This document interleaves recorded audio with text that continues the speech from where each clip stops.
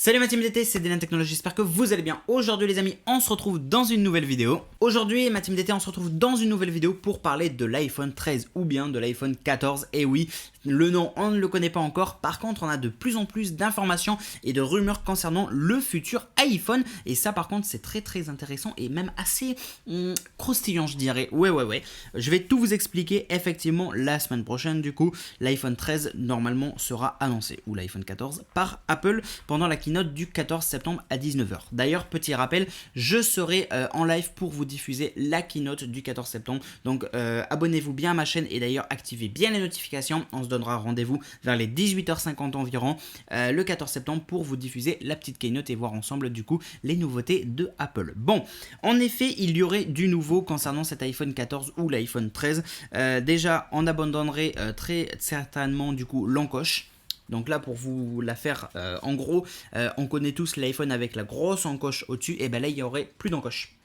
Et en fait, Apple s'inspirerait de chez Android où il y a une seule petite caméra rang au milieu en fait de l'écran. Il n'y aurait plus du tout d'encoche, juste une petite caméra au milieu où justement serait stocké du coup l'appareil photo frontal, le Face ID ainsi que tous les capteurs, etc. Bon, ça c'est déjà l'une des premières nouveautés qui pourrait être justement attendue. Et du coup pour la suite effectivement on aurait aussi un design qui serait en titane totalement. Les côtés, les bords, etc. seraient en titane, ce serait bien évidemment des bords plats. L'appareil photo pour lui, eh bien ça serait aussi un gros changement parce qu'au final il ne dépasserait plus du tout, il serait incrusté du coup à l'arrière de l'iPhone. Voilà, il n'y aurait plus un seul capteur qui dépasserait de l'iPhone, et ça en vrai je trouve que ce serait vraiment une très bonne idée, comme un petit peu comme sur l'iPhone 4, 4S qu'on a connu tous. Ça c'était des iPhones vraiment géniaux là.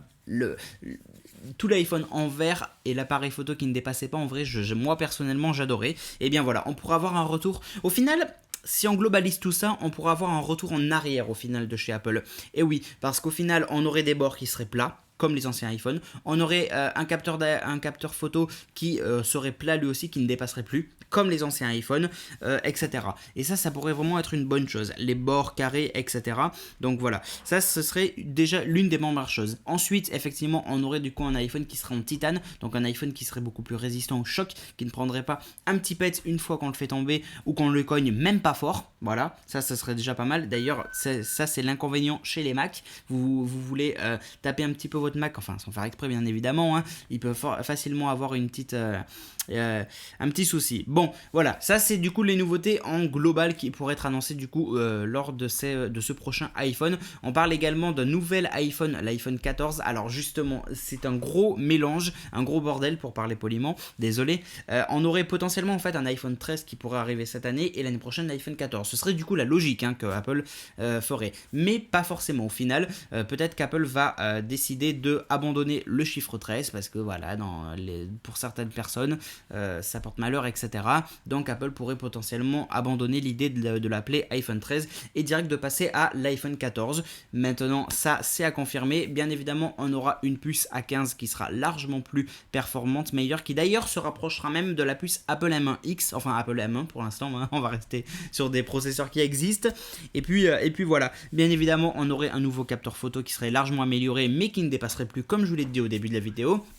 Et également du coup un taux de rafraîchissement à 120 Hz pour l'iPhone, et ça serait pas mal, plus toutes les nouveautés que iOS 15 incrusterait mais qu'on connaît déjà. Je vous ai fait plein de vidéos à ce sujet.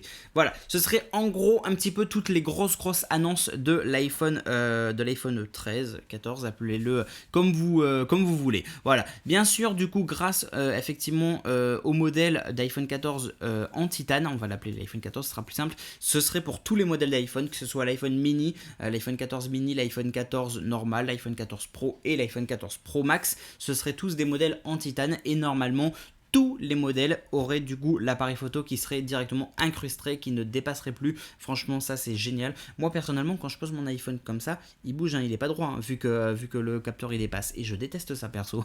Voilà, c'est mon petit truc personnel. Dites-moi vous ce que vous en pensez dans les commentaires. D'ailleurs comment voyez-vous un petit peu le futur iPhone? Est-ce que vous serez pour des modèles en titane? Est-ce que vous serez pour que l'appareil photo soit incrusté, qui ne dépasserait plus, etc. Voilà, dites-moi un petit peu tout ça dans les commentaires. Et également j'aurais une petite petite question à vous poser, est-ce que vous trouvez pas quand même qu'au final Apple est en train de revenir en arrière avec les anciens modèles? On a tous connu l'iPhone 4, 4S qui ont eu un succès mais interplanétaire. D'ailleurs l'iPhone 4S était l'un des iPhones les plus vendus au monde.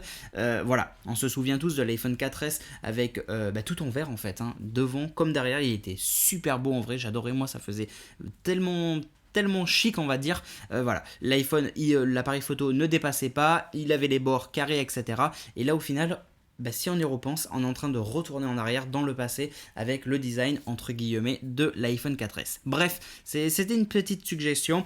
Dites-moi un petit peu ce que vous en pensez dans les commentaires. Et puis voilà, c'est la fin de cette vidéo. En tout cas, merci à tous de l'avoir vu. N'oubliez pas comme d'habitude de liker, de commenter, de partager. C'est très important, je compte sur vous, hein. Bien évidemment, de me suivre sur les réseaux sociaux, comme ça vous ne louperez rien. Sur mes réseaux sociaux, je partage toujours toutes mes vidéos ou mes lives quand j'en fais. Donc c'est très important. Comme ça, vous serez sûr de rien louper. Bien évidemment, abonnez-vous et activez la cloche pour recevoir toutes les petites notifications.